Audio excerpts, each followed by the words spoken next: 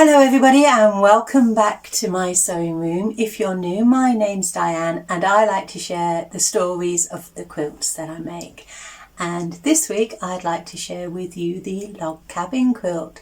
Now, I've called it the summer log cabin quilt because it's summer and it's a log cabin block. It's bright. The colours in it are really cheerful, and I don't know, naming quilts. Do you name quilts? It's sometimes tricky, I think, to think of a name that describes everything, all the emotions that go into a quilt. But so summer log cabin.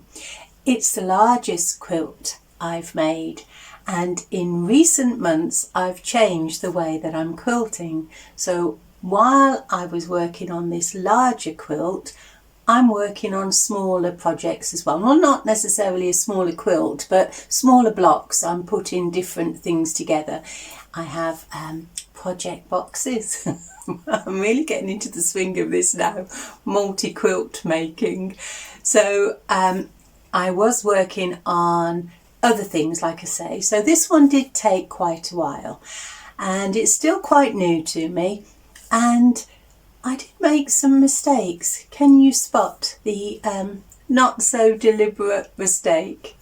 Now, I'm not sure why I made these sort of glaringly obvious mistakes, whether it's to do with my mind being all over the place, or whether it's because I've got different things going on with the different projects. But really... there's no excuse, is there, for putting a colour strip on a log cabin where a plain white should be, or a neutral. So let's get into the story of this quilt. Apart from the deliberate mistake, I was really enjoying making a log cabin. It's my favourite block to make, and it's my favourite quilt to look at. I always go back to log cabins. In any exhibition or gallery, it's always a log cabin that draws my attention. And so I created the blocks to this size, and then I thought I wanted to break up that square in the centre. I didn't want it to look so dominant, and so I had some aquary greeny, like a mosaic fabric, not a huge amount, with a white in, and I thought that would lighten the piece and it would alter the shape of this log cabin. I didn't want it to be quite so square, so my idea was to put a strip down from on 4 blocks to go from top to bottom and then left to right, and so that's what I did next. So this is the fabric that I chose, and I'm just using the design to determine the width that I wanted. So I just went outside of the little tile shape, and I cut strips of those, and then I made one block up just to see how I liked it before I committed myself to completing the whole of the quilt blocks. And I really liked the way that adding that strip down the centre lightened the whole block, and I thought that looked really pretty. But what I didn't want to happen was for those central pieces to be touching each block, and so I did need to then add a little filler, a gap, a spacer I suppose, of white fabric, just so that each of the blocks still remained independent of each other. But before I added the white, I just trimmed up all the blocks. I can't remember, but I think they were about 16 inches square at this point. And then I had the idea that at the bottom of each block I would add a little cornerstone, a little pop of colour, just to break up that whole expanse of white when they met together. And I was thinking about putting a border around the outside, and I had some beautiful Robert Kaufman fabric, and that is from turquoise to greens to gold, and I thought that tied all of the colours together in the quilt and that would look nice. So to start with, I thought I would just put a tiny little square in the centre just to tie that in later on. And so the simplest way of putting that little square on each block was to first of all put a strip of white across one end of the block, so the bottom of the block, and then I would add a little square of green to the long expanse of white that was going to go on the left hand side or the right hand side, and then I would start on that green, make sure that they all met nicely, and then just sewed the white along and trimmed. And again, I did a couple of trial blocks just to make sure that I was happy with that green square. And it's always worth just trialing the one block or a couple of blocks, because if you do the whole thing, that's a lot of unpicking, or it's a quilt that you wished you'd have altered. So I did that, and I thought that looked really pretty, quite understated, but I thought it just lifted that white a little bit. Now I do all of my quilting on my domestic sewing machine, and it hasn't got a very wide neck, and so I do struggle with larger quilts, and this is one of the largest quilts that I've made.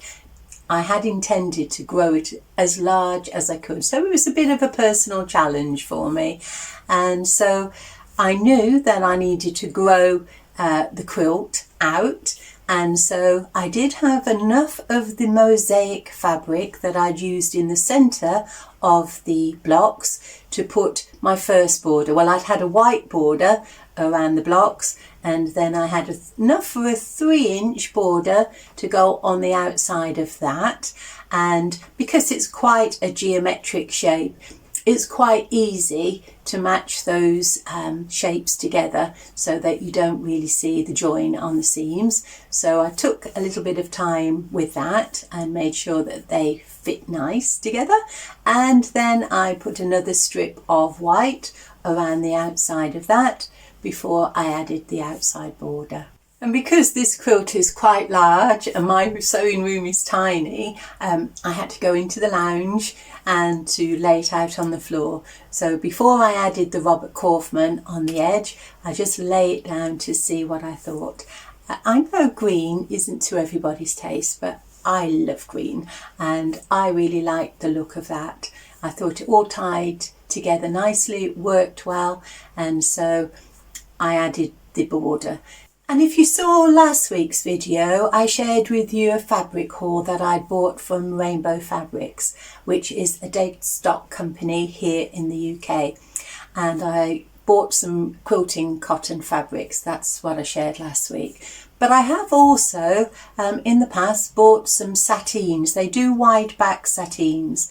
And then at Christmas, I did order some wide back satines, and the length I wanted they didn't have, so they sent me pieces. Well, they asked first if they could send me pieces, remnants. It was almost double the fabric that I'd ordered originally. It just meant that I would have to join it, and for the same price. And so I said yes, I will work with that.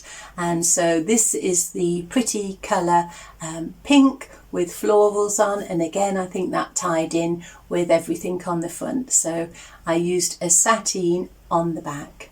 And as I've just mentioned, quilting on my domestic sewing machine is a challenge, and so I thought what I would do first of all is to quilt the centre part of the quilt. So I just went from top in between the seams, I just went by eye and sort of it works out about 1 inch apart, or just over 1 inch apart, and I just did straight lines from top to bottom across the whole of the centre. And then I stitched in the ditch of the mosaic fabric, and then I went back and I added a couple of rows of straight stitching inside the mosaic fabric, and then I moved on to the white border on the outside of the mosaic fabric, again stitching in the ditch, and then I just put 4 lines of stitching, not particularly straight.